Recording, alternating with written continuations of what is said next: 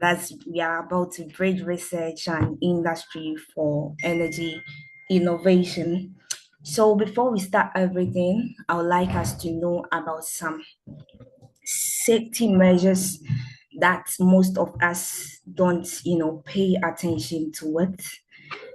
Yeah, as engineers, as industry professionals, as even a human being, we have to pay attention to some safety measures. And today is fatigue management. Fatigue management. So, if you don't know fatigue management, it mostly happens when you have long work hours, you don't have enough sleep, and all that. And this leads to a lot of, you know, it brings about a lot of, let me see, the key, some, a lot of risks, and it comes with a lot of complications that doesn't help the human as a whole and even the industry you are working in. Yeah. So we have some signs that tells us if you are going through this fatigue or not. When you realize you're having frequent yawning and blinking, you have difficulty in focusing and you are zoning out, you know, you are driving and then you'll be drifting, left and right. You have to know that no, you have to check up on yourself and know the things to do to, um, become better. Yeah, become better. So there are key risks associated to this. We have reduced concentration, as said earlier. You began to make poor decisions, and then you have slower reaction times. It also increases the chance of slips and trips. Yeah. So I would like to give you some recommendations. First of all, we know we have a lot of work to do, but you have to prioritize your sleep. At least aim 7 to 9 hours of your sleep per night. And whenever you have work, make sure to take breaks. Yeah, take breaks during your work. Okay, so we would like you all to send us one of these emojis, one of these emojis reflecting how you are feeling right now.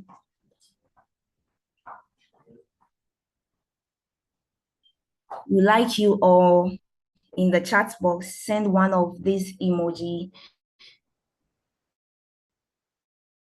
to reflect how you are. Are you happy? Are you sad? Are you worried? Yeah, we have 23 participants, including me. So I want to see you all sending one of these emojis telling us how you are feeling right now.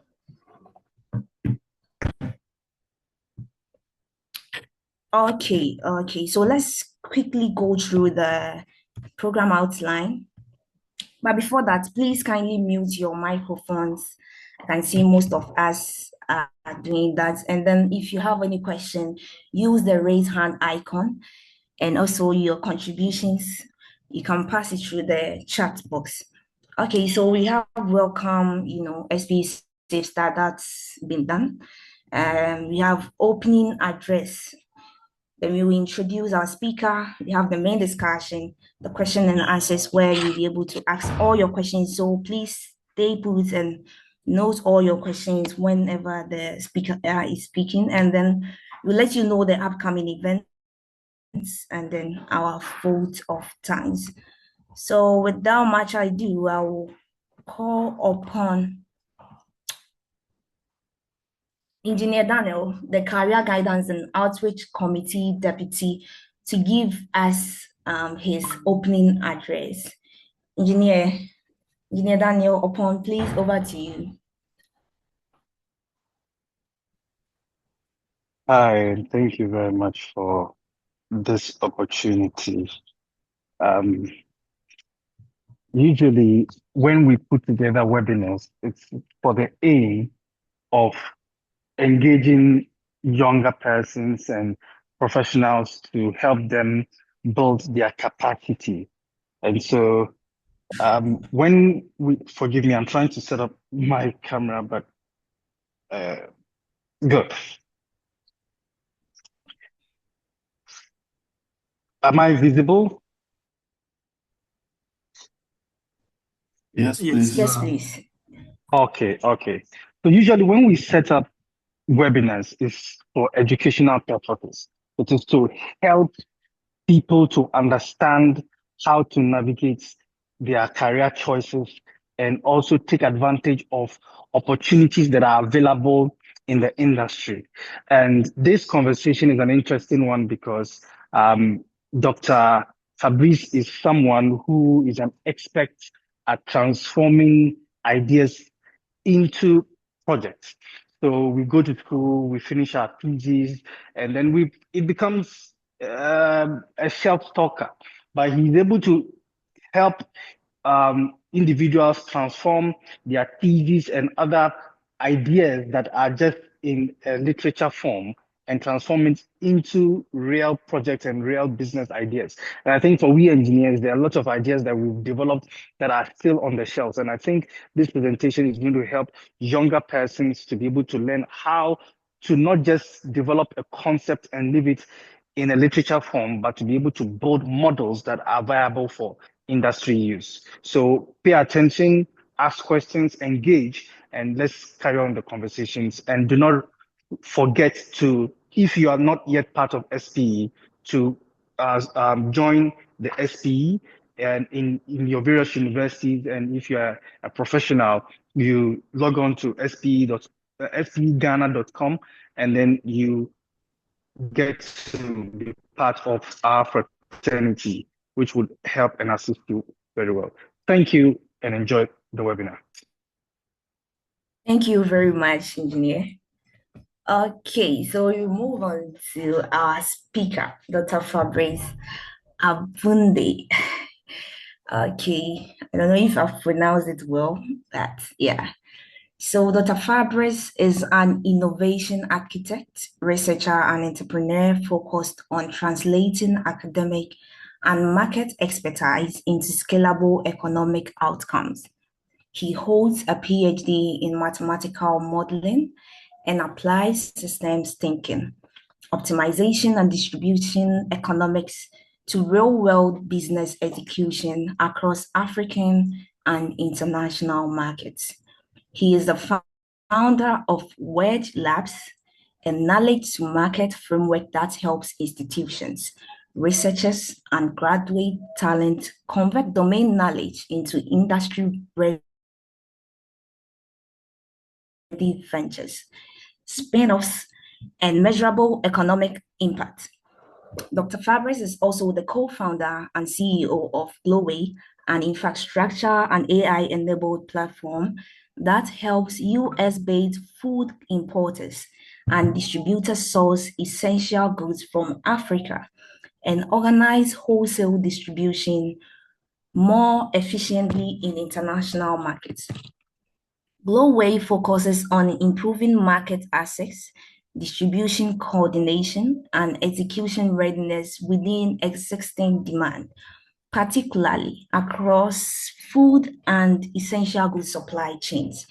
Through his work, Dr. Fabrice collaborates with universities, incubators, donor-funded programs, and industry operators, and regularly speaks on knowledge commercialization, business model innovation, distribution-led entrepreneurship, and the role of infrastructure and AI in emerging market growth.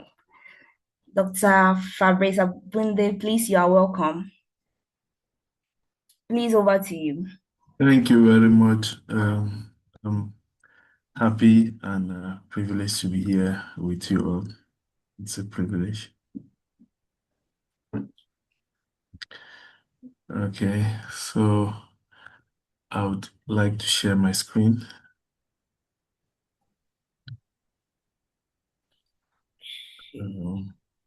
I think you have to stop sharing so that okay.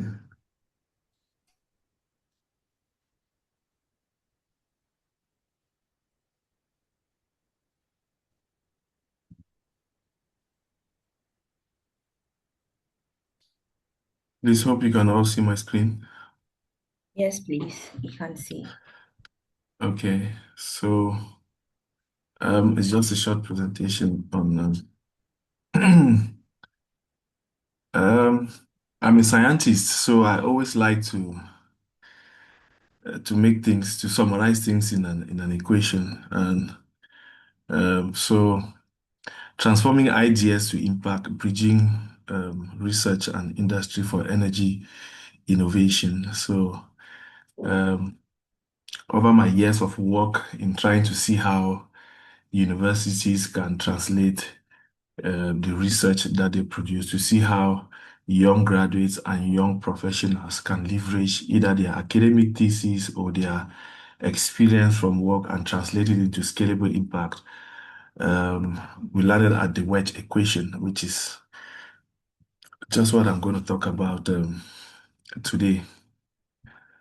The first thing that I want to say is that um, it's not new to us that universities produce a lot of knowledge, but they don't know how to translate this knowledge to economic outcomes. And it's a practical proof of it is if you look on the video, the images, these are PhDs who are actually on the streets and they're on strike because there are no jobs. Like they are complaining that they've gone to school, they've done research, they've accumulated knowledge, but there are no jobs. And this happens in a lot of African countries. And this screenshot here, it's always a pity every day of feeling makes me feel really emotional when I get another friend or another classmate or another colleague always writing me to either complain of, oh man, I think we are not getting paid enough. I think I'm still looking for anything, no matter the remuneration. I always like, but all these studies that we've studied, all this school we've gone, what's really the problem? And that's why after my PhD, that's like since 2019, I just invested myself into exploring ways that we could translate ideas, knowledge base from the university area or from our experiences into the business world. We all know each time we want to do study, you must do a thesis. The supervisor will tell you that go and check what others have done, identify what has not been done. We have hundreds of research projects. We have professors in the university area that the most important KPI for them is probably the number of papers that I have, the number of these, and all those metrics, which we call vanity metrics, because they can't really translate into the real world. The only thing we can just say about them is that we've published this number of papers. I did a thesis. And all our thesis is now accumulated in the university library or in some repository. And other students are coming now and using it to prepare for their own thesis. I often explain this analogy as such. You finish your bachelor's degree and you send out CVs and you can't get something very lucrative. And then you say, no, let me just do a master's. You enroll for a master's and then you finish again. You can still get something very lucrative. And when you finish now, you said, oh, let me just go to PhD. And after the PhD now, it looks like the most probable route is to come back and teach. So the question that we have is that these are the people who have had challenges. This is the cycle that we have been through, challenges in actually translating our knowledge into the industry. And now we are back in academia training. So it's like what we call a reinforcing loop in systems thinking. That means the way the thing is right now, the problem is only going to aggravate unless we are able to break that. So can we now say we have a machine at the level of universities that is either producing graduates who are either unemployed or underpaid or accumulating theses or projects that nobody talks about after the day we defend? These are some of the realities that we observe. And when we talk about these, we are going to have some common explanations. All students are not entrepreneurial enough. Oh, graduates are not innovative enough. Oh, they don't think like startup founders. Oh, they lack funding to commercialize research. This is convenient, actually, but it's incorrect because if we want to go into the data and look at how much funding has been going into universities for research commercialization, and how many universities today are encouraging entrepreneurship via in-house innovation centers or via startup incubators within universities, we see that the number is really huge. And so most universities today already organize entrepreneurial training programs. So governments are pumping funding. So we can't really just say we're not entrepreneurial enough. Like it's good that we look deep into what's really happening, because if we really can't go to the root cause, then it's going to really become difficult for us. Let's just look at the scenario on both sides of the equation.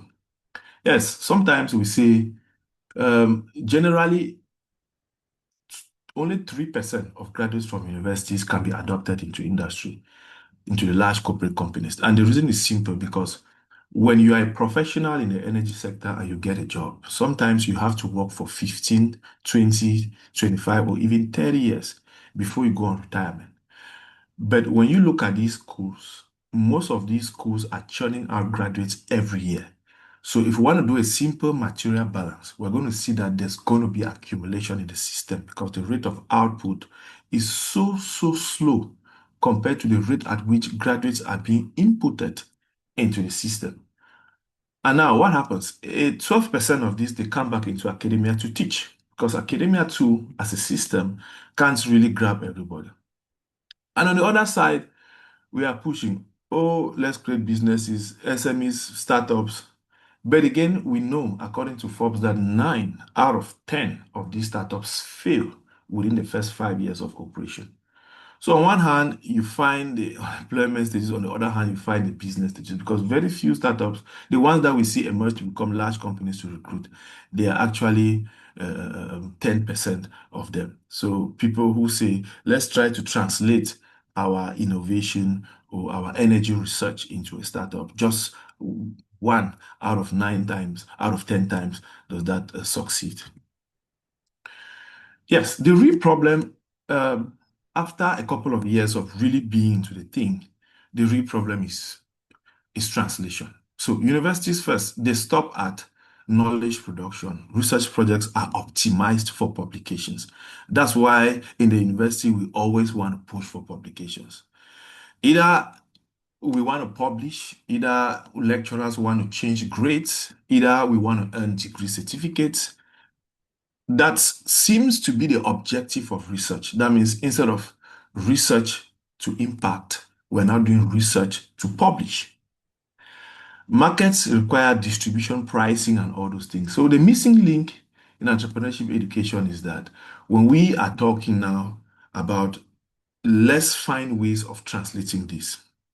In universities, what is happening is that you take a knowledge, you invent a product, you file for a patent, and you want to create a startup out of it. So we have intellectual property guys, they are coming on board. I have this equipment, I have invented this cook stove, I've produced bioethanol from whatsoever source, I've produced these gasifier technologies. We file for patents, and what happens now is that we now take the patents and we add it in our certificates, and we now say we have a patent for this. So it gives us another bragging right. And it looks like the problem still persists.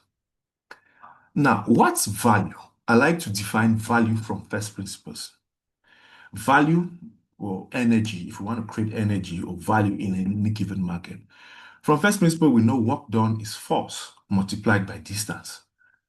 And if there is, no matter how high the force is, if it doesn't result in a displacement, no work is being done. And if work is not being done, if it doesn't accumulate over time, it doesn't create power. So because of this, contrary to popular belief that, oh, knowledge is power, knowledge is power.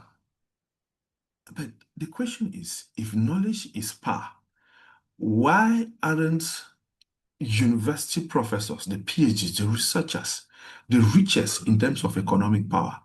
It doesn't happen like that.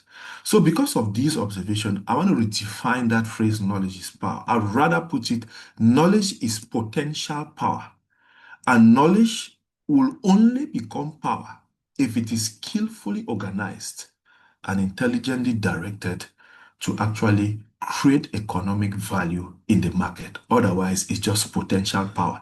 It's just like you have the potential to hit somebody. But unless you hit that person, all you have is potential energy. That's why we say if I raise my hand up, then I have the potential to box you. But I'm able to execute, unless I'm able to execute that boxing activity, I just have the potential to box you. So knowledge, it must be multiplied by a process of translating that knowledge into economic impact before it can create value. And if we can't define that process, what we call the bridge between research and industry, and then it will only become knowledge, and we will just move around and talk about publications and certificates and all those other vanity matrices that I've actually mentioned. Now, there are two ways of transforming ideas into impact. Path one, we invent a product. So you create something novel. So it can become a technology, it can become a new methodology of producing biogas, bioethanol, it can become a new solar kit, whatsoever. And that's why when we look at fairs that are organized in universities to explore research commercialization, people show up in those fairs with products, with inventions. When they have these inventions, you are taking something new into a market. Demand must be created. This is high risk, high capital. And what we have seen for path one is that success is only 1 out of 10 of the time. So just 10% of the time they succeed. And the reason is simple. For something is scientifically novel, it does not mean that there is value in the market. So when your supervisor tells you that, go to the literature, it in fact has not been done, and then you carve your problem statement. Now, for the fact that something has not been done,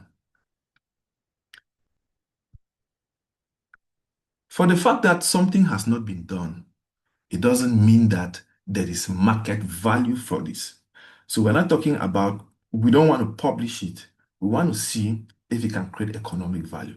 So that path works, but it works just 10% of the times and is highly risky, creating new markets. And we often say, let's allow such high-level inventions to the billionaires. If Elon Musk wants to explore ways of taking us to Mars, he's a billionaire. He has cash troughs there. So let him explore the things. But we live in a society where we are limited in cash. There are limitations. So, and we also live in a society where research is already accumulated. We don't need people to come and do more research or invent more technologies. We want to translate into the market. The second path is what we call business model innovation. When we talk about innovation, everybody talks about product innovation. When we say energy innovation, it's all about, product innovation. Well, let me see your technology. But very few people talk about business model innovation. And innovation is different from, business model innovation is different from product innovation, because unlike product innovation that creates something novel, business model innovation organize existing things in a novel way. And in both cases, novelty is being created. It's just that in one case, we are creating something novel. But in another case, we are entering an existing market and we are organizing things in a novel way to create better efficiency, better value, and is less risk because you go where demand already exists and then you innovate within that scale. Unlike going to the literature to look for research topics, I want to rather go to the market and meet real business people, get the problems that they are facing, and I translate it now into a research topic. That way, I am sure that whatever I produce has a destination. Because if my research topic is coming from the literature, it basically means that the final result will either end up in the library, will end up in a journal being published. But if it's coming from a real market demand, then the solution has potential to enter that market. But as we're going to see, there are other parameters that are needed for our research to purely be translated into the market. Now, part 2, we notice that most of the companies that we see, before I zoom down into the energy sector, they actually followed part 2. That means they went into an existing market. They didn't invent demand, but they organized how things are being done. I'm going to take a simple example. Amazon. Amazon went into the books market, did not invent books, but organized how books are to be distributed in a new way, in a novel way.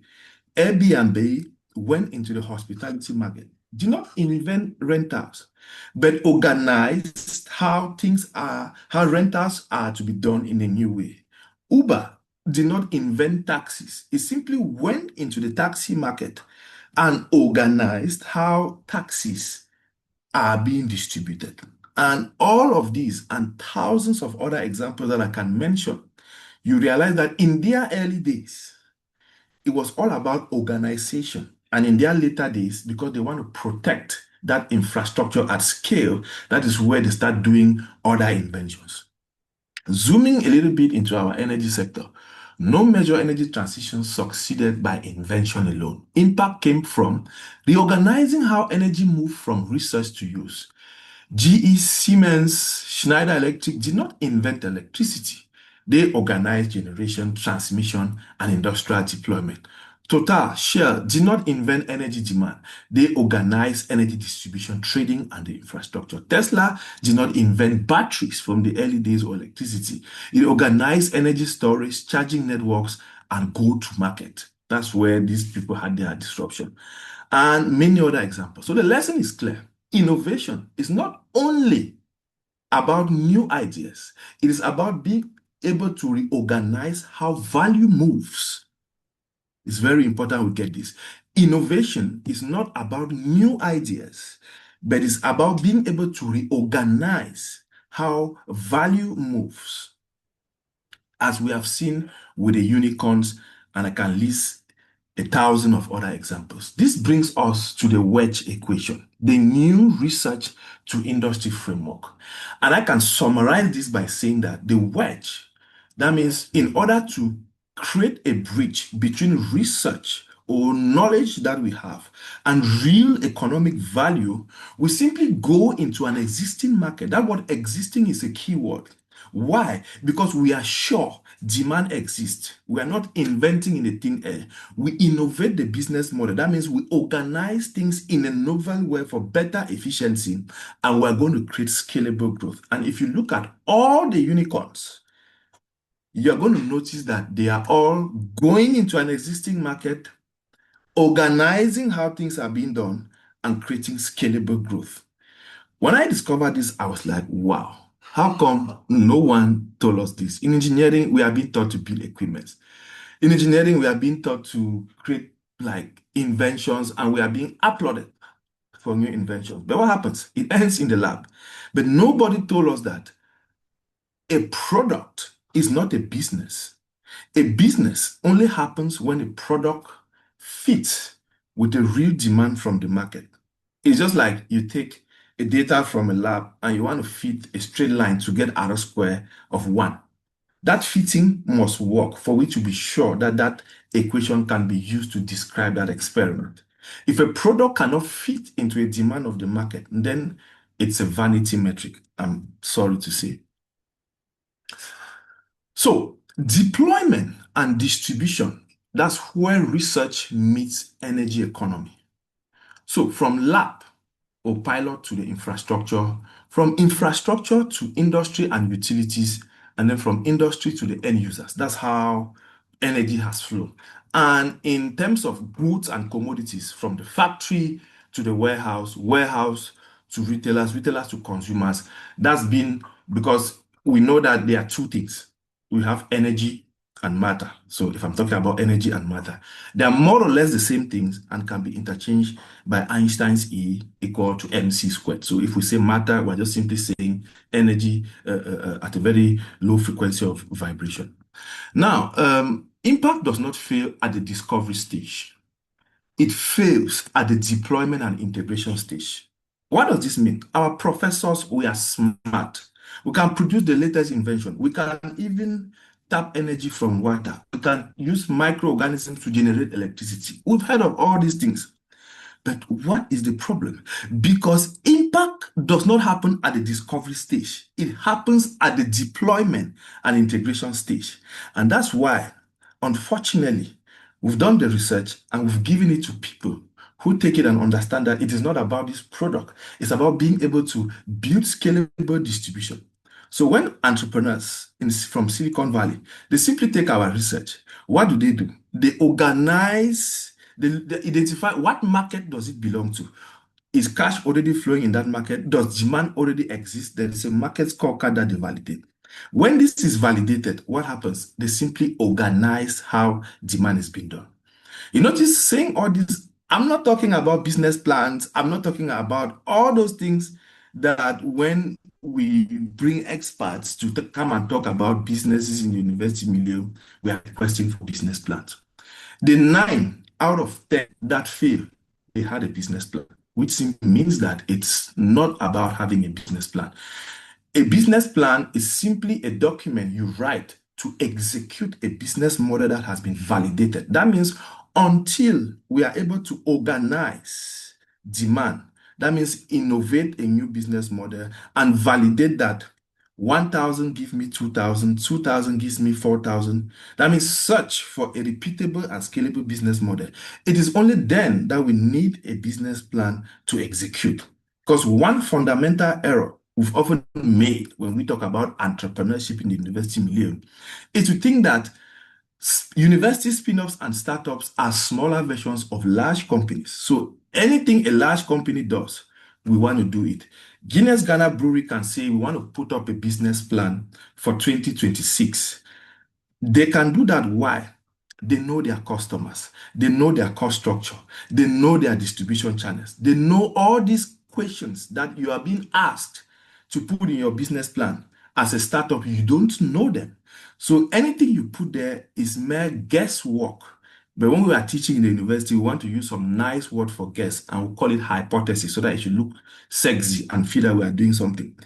When you put this hypothesis in your business plan, you get investment because the government has funded startups, has funded things. You have a technology, you have a business plan, you have a patent. You want to go execute without a business model. What happens? You go out of cash and out of funding before you gain traction. And what do we use to justify? Oh, the funding was not enough. Oh, we don't have enough money to do that. Oh, taking a drug from a lab to the market involves several stages and all those kind of things. It's simple. Newton's third law of motion says it. To every action, there is an equal but opposite reaction. So the result you get in any venture that you do is simply the reaction to the actions that you take. If those results aren't good, then the actions need to be changed, because an idea does not fail. It is you that is executing the idea that fails. If you have a car accident, the car does not have an accident. It is actually you driving the car that you drove the car to having an accident. So this is very important. Now, in order to put this into perspective, we have 4 distribution-led research to industry bridges that you can start today. 1, we have the product anchor distribution wedge. So what does it mean?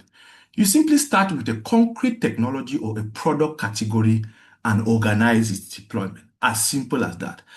I can say energy equipment distribution. I want to distribute solar meters and I want to build a scalable distribution for it. That way you realize that these technologies already exist in the labs, already exist, but nobody is there to organize how they fit into the market. That's identifying the market and identify how they work.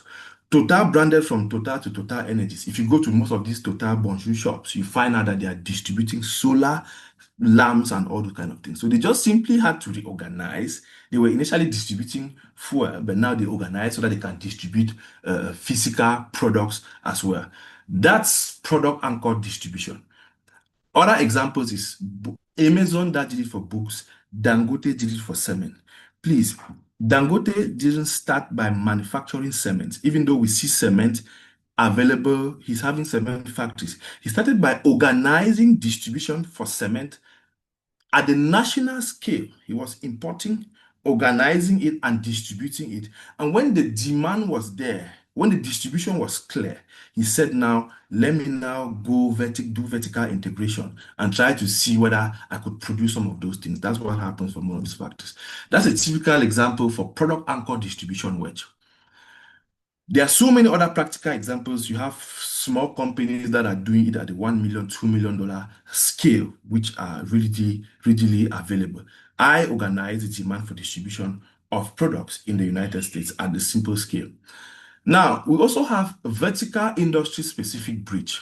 So here you organize how a specific industry assesses its energy needs. So I can say, I want to sell energy efficiency to restaurants. There's this UK-based company that is doing so well. I've forgotten the name. The Energy Inside or something. And what they are doing, they are organizing and selling energy efficiency to restaurants, because restaurants are the highest consumers of energy, one of the highest consumers of energy per unit density. That means per unit area. Their clients are McDonald's. So they just simply source the different technologies. They go to these companies, they conduct energy audit. They are now being able to channel a huge distribution to that specific vertical.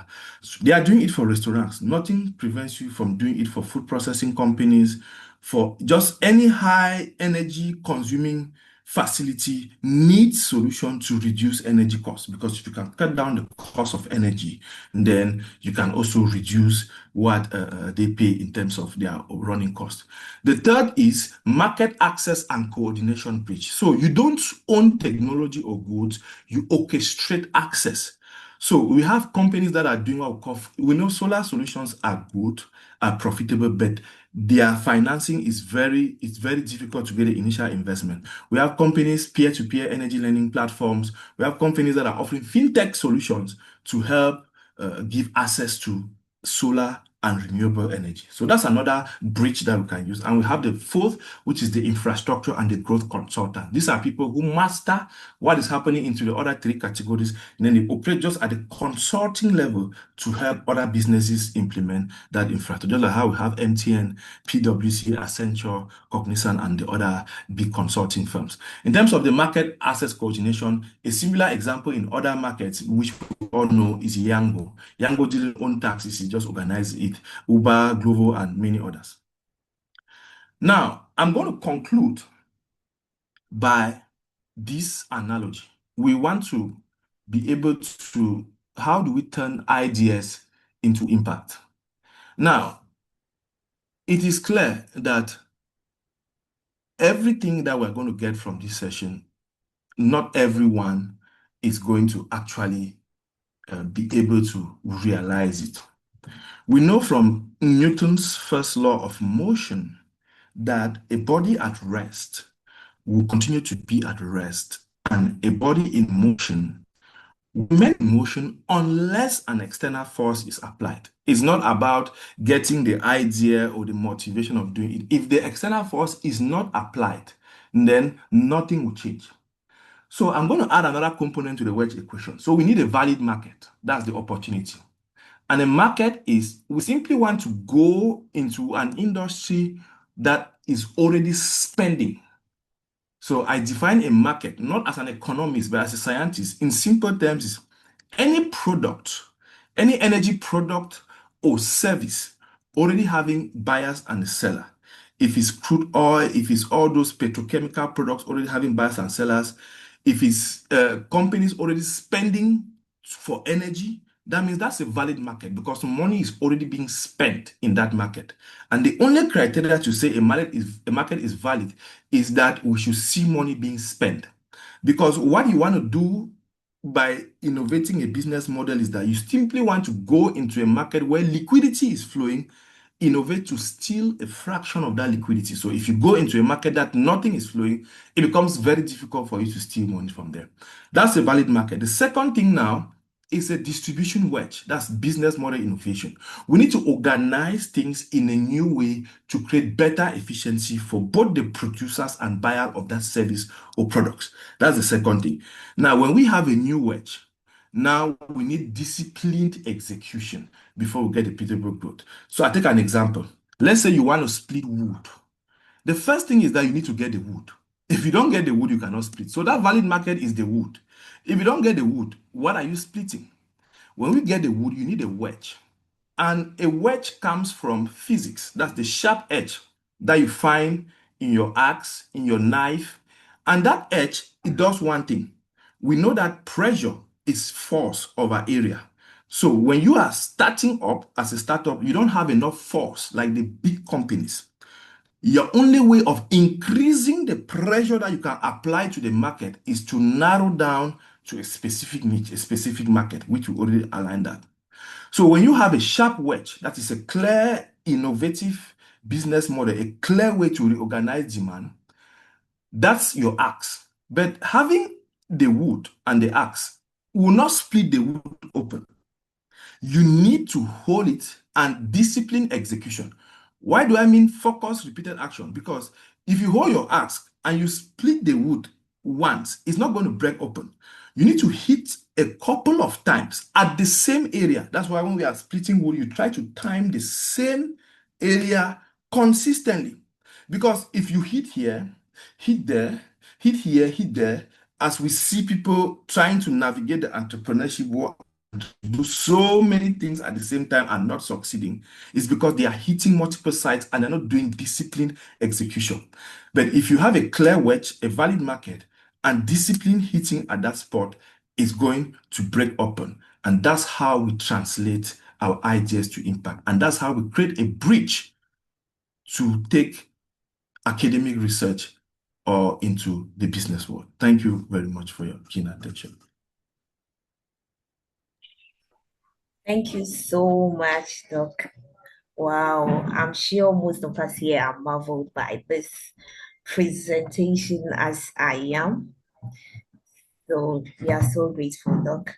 Without wasting much time, in case you have any question, kindly use the raised hand icon, or you can put the question in the chat box.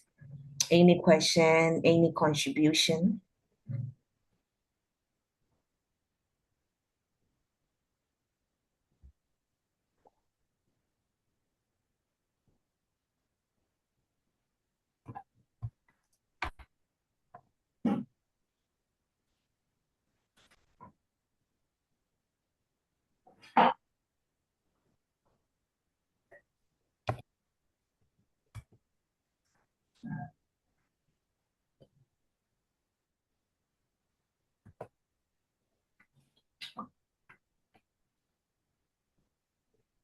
If you have a question, kindly use the raised hand icon,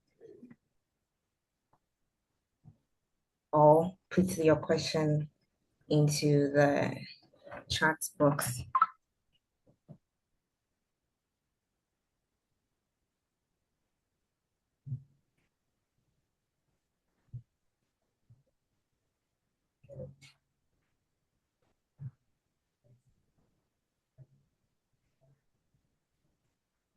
Okay, Doc, so as we wait for the questions, I would like to ask this one question.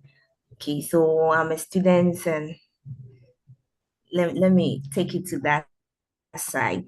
So are there any specific skills you think our students should prioritize to remain relevant in energy innovation?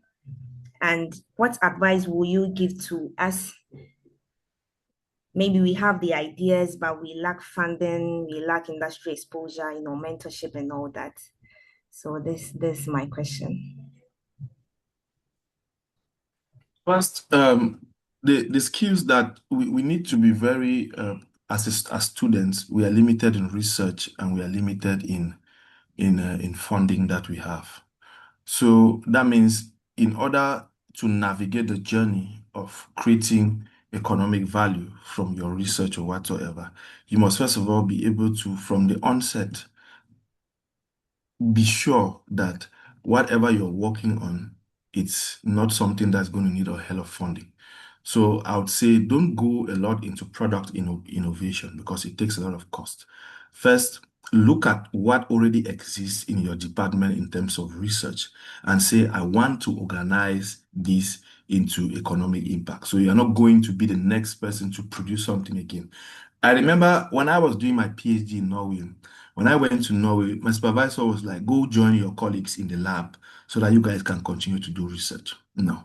But I said no. But it looks like there's already 1,000. I went online, there was already 1,000 and something publications in that area. So I was like, but if I just go again, I'm just going to be adding another thing in that area. I said, I'm going to organize what is being there so that it can be translated into real economic impact. And I took that angle, which was a very relevant angle, and that's how I found myself into the business and entrepreneurship work. So that's the first thing, be able to organize. The second thing that's very important is mentorship. I think SPE is already doing a great job. I want to also appreciate Danny for organizing such because, as he said, these are avenues to help younger students or professionals to come in contact with experts so that they can also assist them in that.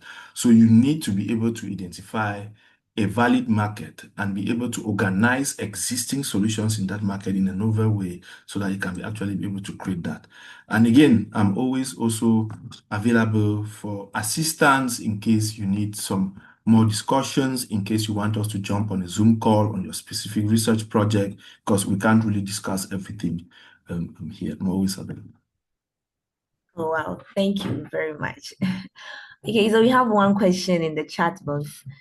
Jeffrey Boateng says, what practical steps can researchers take to make their work more attractive to the industry partners, especially in the energy sector or world of markets? The first is that academia speaks a different language. Industry speaks a different language. I just put it in practice. Academia speaks, for example, Chinese, and industry speaks, for example, French. So when academia puts their work in Chinese language in front of industry that speaks French, there is no understanding among both of them. Because when you see an academia talking to an industry person, he's calling molecules at the fundamental scientific level that we don't even really understand. The language that industries really care about is financial value. So if you cannot translate your research into a language that industries understand, then they can't really help you. So a typical thing that I always talk about is that when you finish your thesis, you can go a step into converting it into an industry-wide paper.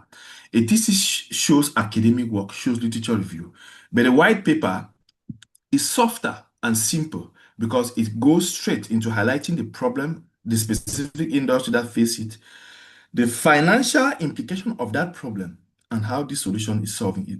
When you get the white paper, the next thing is that you go to LinkedIn, you do outbound. Who are the people in the specific sectors that you think that you want to collaborate with them? Write them, hello, I've just completed my research. This is a paper I wrote and I feel like it can really be valuable to you guys. And you want to get feedback from them because never go as if you know. Always stand from the position like you guys have been in the industry and I want to get from your expertise. And I can be surprised, 15 minutes on a call with them, you get so many ways to refine, you get so many ideas that you get from there, and that's how the discussion starts. Okay, no, thank you very much. Okay, so I'd like to ask one more question.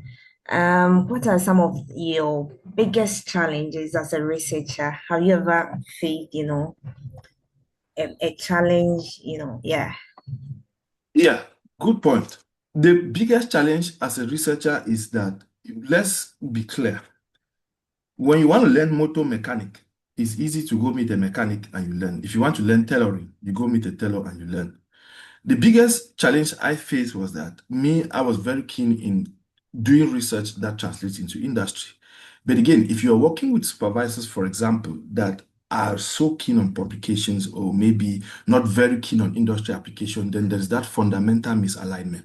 So while you are struggling to say, okay, I feel that I should look at problems that is coming from the industry. Maybe someone might be saying that no, go do literature review and grab things. So your choice of supervision is very, very important. I was lucky too that I had supervisors too that actually assisted me at different levels in translating it. But again, you wouldn't really blame your supervisor because he's not really out there to help you convey your knowledge into industry impact. He's there to help you do an academic thesis. So that's the challenge that I face and the challenge that I've heard a lot of students really face when they're trying to do research.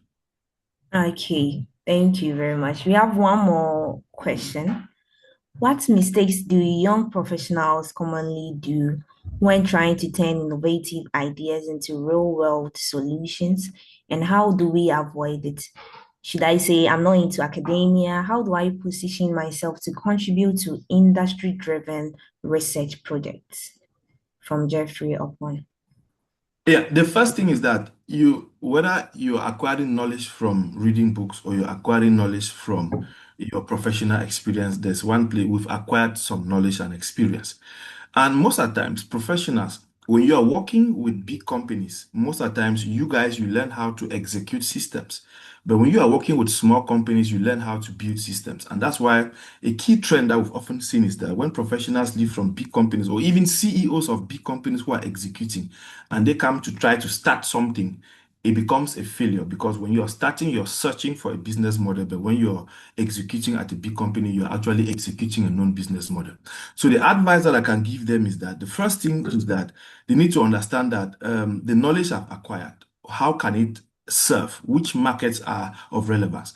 As I said, a market is a product or a service. So if I've acquired knowledge in maybe energy efficiency, okay, I want to look at what in energy efficiency is just simply helping companies cut down costs in energy.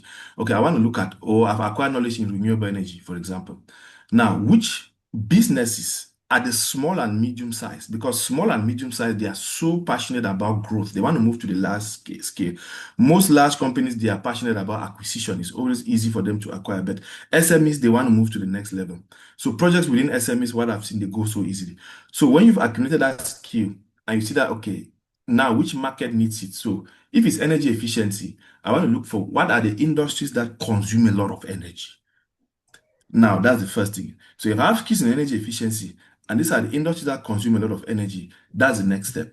The next step is that what are the companies already offering energy efficiency solution? Because we try not to reinvent the wheel sometimes, but just try to look at what is already working, but just adapt it into the market that we're trying to do. So if somebody has already done it for the restaurant industry, let me just adapt it and do it for maybe the food processing industry or whatever. So those are the steps. So you, first of all, isolate the skills that you think that you want to push through with it. The second thing is that you need to understand what are the different industries that will need this skill. And then now you now need to look at the next step. How do I reorganize this skill to make things easy for this industry to be able to adopt these skills? So at the level of demand, how do you show them the value? How do you make them become close, and then how do you implement the solution to them? But not just about implementing the solution. Somebody must first of all have interest. So how do I position this skill in a way that people, the industry segment likes it? When they like it and show interest, how do I convert them from people who show interest into paying people who can pay cash or want to engage into developing the project for that? And then how do I actually now apply the skills, which if you already have the skills, the last way of applying it will not be a challenge. Thank you. Thank you very much, Doc. Okay. So we'd like to thank you very much for such a valuable presentation. Doc, please, are you on LinkedIn in case anyone wants to reach you? Yes, I'm on LinkedIn as Fabrice Abunde, and then also I also have a personal WhatsApp channel. I can just share my screen and then Okay, we love that. private WhatsApp channel. Please, can you stop sharing so that I can share my screen? Okay. Yeah.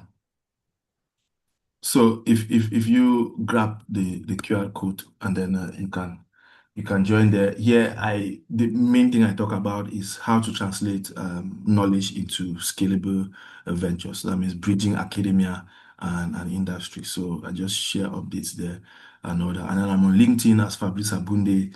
If you want to reach out to me personally, you can reach out to that and all that. So yeah. Okay.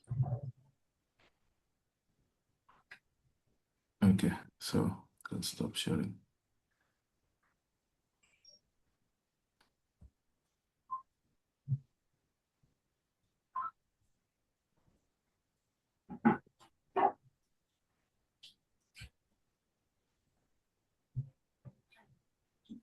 All right. So thank you very much, Doug. Says innovation is not only about new ideas, it is about reorganizing how values move. So keep that in mind. Okay, so we'll move to the next thing.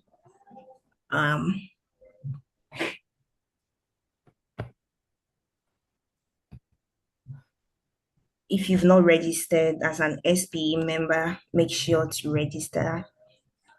Make sure to renew as well. The website is www.spe.org.